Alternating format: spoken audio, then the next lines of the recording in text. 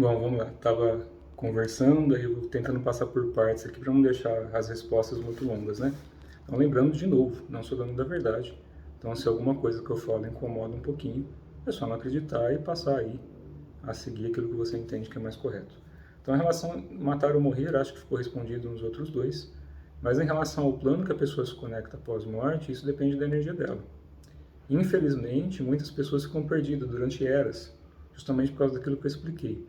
Imagina que você tem um irmãozinho seu em uma outra dimensão, que faz parte da mesma essência primordial sua, ou mônada, ou parte da supramônada, aí cada um vai estudar do jeito que quiser, mas que faz parte da sua mesma divindade, vai, para simplificar.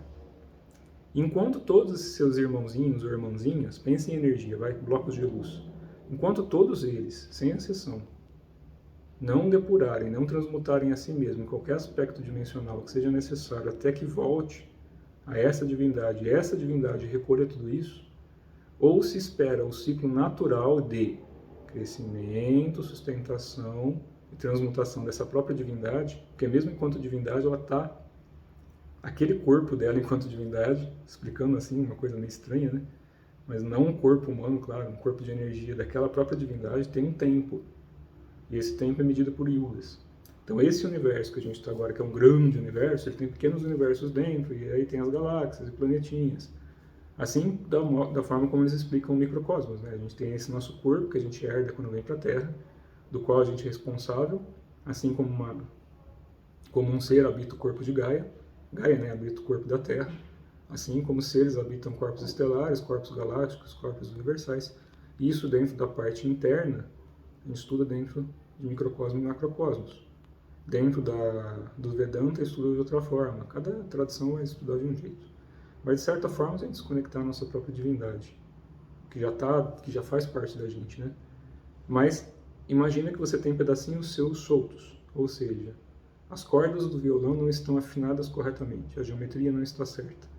Então, esses serizinhos que estão espalhados em qualquer plano dimensional, no nosso conceito aqui mais leigo, vamos explicar de uma forma mais leiga, esses serizinhos, aqueles que estão numa vibração mais densa, estão arrastando a sua geometria para baixo.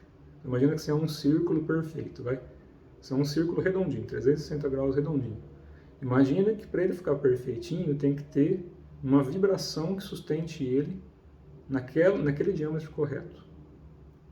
Aí imagina que alguém vai lá e dá um cutucão nesse diâmetro e ele deforma uma ponta. E aí o outro vai lá e cutuca outra ponta, e outro cutuca outra ponta. Isso vai gerar uma outra geometria, um quadrado, um triângulo, qualquer coisa.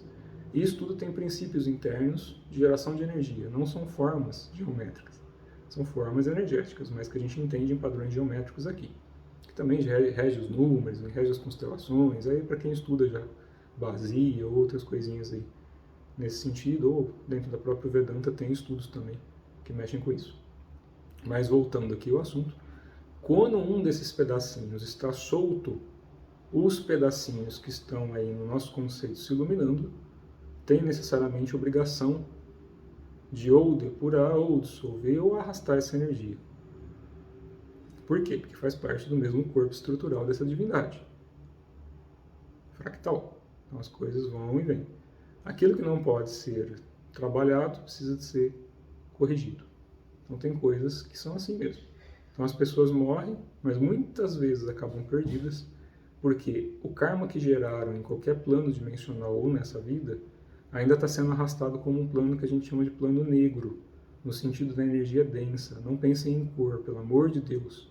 Tira o conceito racial ou qualquer outra coisa disso. Pensa em energia. Uma que seja de um jeito e outra que seja do outro.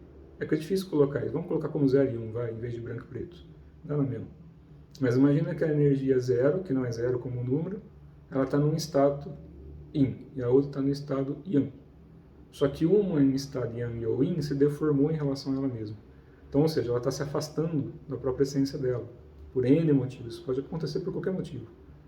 Porque quanto mais permanece atada ao plano dimensional que ela se encontra, e mais tempo permanece ali, corrompendo a si mesma, através da danificação da energia vital, e é por isso que o corpo é tão importante, quem negligencia isso, negligencia propositalmente, né? Quando você não tem o conhecimento é uma coisa.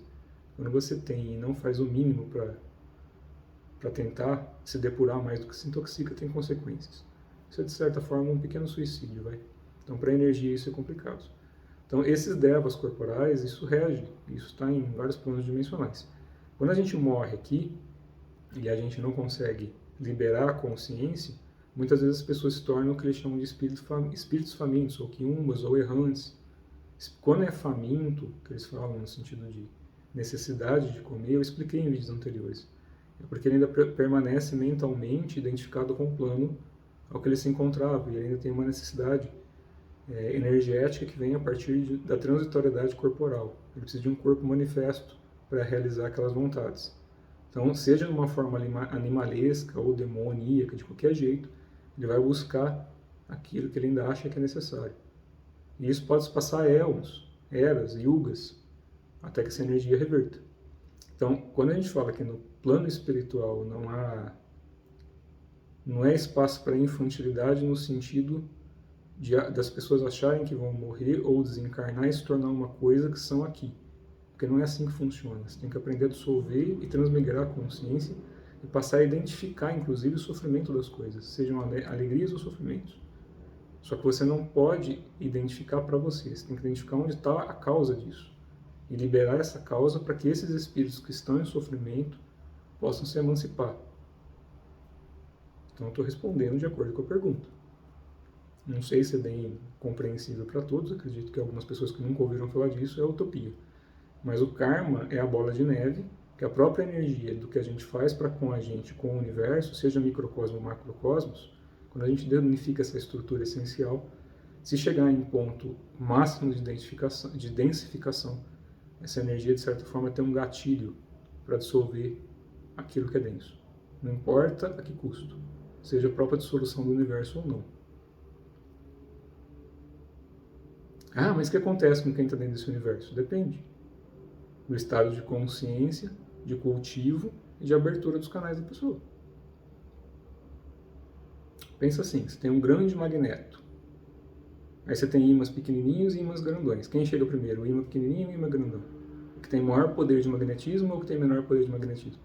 Pensa isso em relação à estrutura física manifesta do universo, Sol central, em relação ao núcleo do universo, e pensa isso no plano já espiritual para quem se desdobra. Então, de certa forma, quem tem mais energia acumulada, quem de certa forma abriu os canezinhos, quem acumulou energia e virtude, porque senão não atravessa os portais, porque você tem os guardiões, ninguém passa. Você pode ser o cara mais fodão dos poderes sobrenaturais ou magismo do mundo, do universo. Não passa pelo último guardião, de qualquer forma. Porque ali já é energia manifesta. Então, a partir dali, se não há um caminho de virtude, que é por isso que Cristo, Buda, Lao Tse, nos escritos também da Umbanda, de Oxalá, dentro do Candomblé, Umbanda, qualquer tradição. Por isso que tudo se resume no começo à virtude. Você depurar a identificação para com o sofrimento das pessoas e do mundo, para você começar a se curar. E eu sei que isso é difícil, tanto é que a gente passa a vida fazendo isso, né? Até a última respiração desse corpo. Isso é contínuo, nunca acaba. Então a gente tem que buscar o caminho de virtude, mesmo hoje em dia sendo quase uma utopia, né? Porque vendem isso como uma utopia, misticismo, esoterismo, não vendem como um caminho de ajuda, né? Não é interesse financeiro nisso, porque depende do cultivo interno da pessoa, não depende do que ela posta na internet, não depende do livro que está escrito, depende do exemplo. O exemplo arrasta mais do que qualquer outra palavra. Então a gente tem que se tornar um exemplo, não só teórico, prático, para com as ações. E isso, quando a gente desencarna deste corpo físico, tem as conexões ou abertura de portais, em que a sua vibração, o seu magnetismo, por ressonância, vai te conectar a algumas coisas. E isso não é enquanto um ser que acha que é bonzinho aqui. É pela virtude interna. E isso tem N caminhos para se seguir, né? E aí cada um busca o seu, mas o importante é a gente não tirar o foco de uma coisa bem simples, orar e vigiar. Principalmente os pensamentos, para que eles não gerem a ação e essa ação escureça ou densifique o nosso estado vibratório, para que não gere um magnetismo negativo em relação à atração da própria fonte. Fica a dica. Um abraço a todos.